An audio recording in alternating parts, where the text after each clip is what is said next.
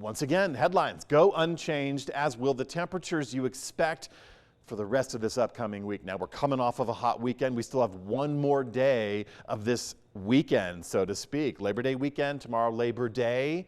And of course, many of us have off. Many of us are out recreating. Many of us are probably enjoying the weather, but we're doing it at the cost of hotter than average temperatures, drier conditions. Now, we did get some drought improvements on Thursday when the drought monitor came out. The San Juans have been the big winners, but Grand Junction and for that, Mesa County downgraded.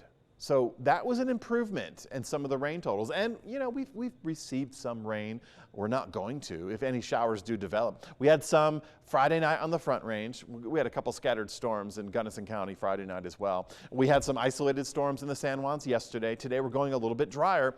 But if any area is going to receive energy and recycle some of that moisture, it will be the San Juan Mountains moving forward. So just keep that in mind. But for the rest of us, it's these very dry conditions and these very hot temperatures, all courtesy of this ridge of high pressure. Now, just within the last couple of days, it hasn't moved a whole lot. Late last week, it started over the Four Corners region, then it migrated further to the west in Nevada. Saturday, today, tomorrow, it's kind of hanging out in Utah, and it's not going anywhere. So this is just reinforcing the mostly clear conditions, reinforcing these hotter temperatures. Average high temperatures this time of the year. For Montrose, it's mid-80s.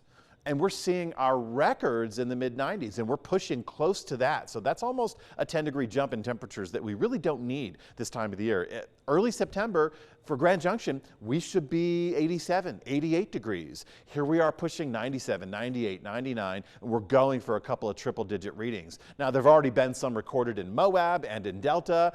Grand Junction, it's just a matter of time. I mean, we have the heat, we have the pattern in place, Big Blue H. It's just a matter of time with this extended forecast that we're not going to bag one more of these 100-degree days. At or above, it would be number 14 if we can get one of these. You can see Monday, mostly clear skies, dry conditions, a light breeze in the morning, light breeze in the evening. That is typical drainage winds from our mountain zones, from the change in temperatures as the day begins and as the day ends. Now, getting into the middle of next week, we still maintain these hotter than average temperatures.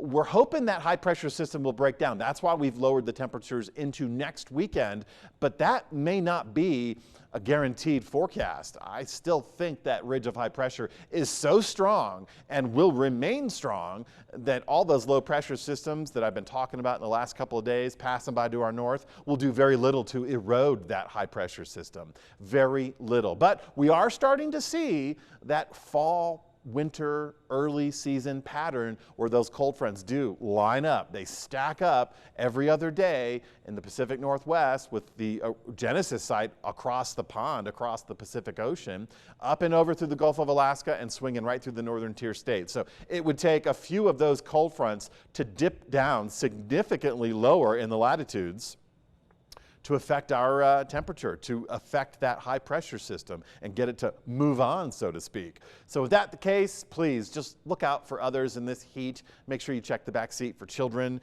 and pets. Don't go on errands and leave them in the car, please. This heat's going to be with us through at least the end of next week.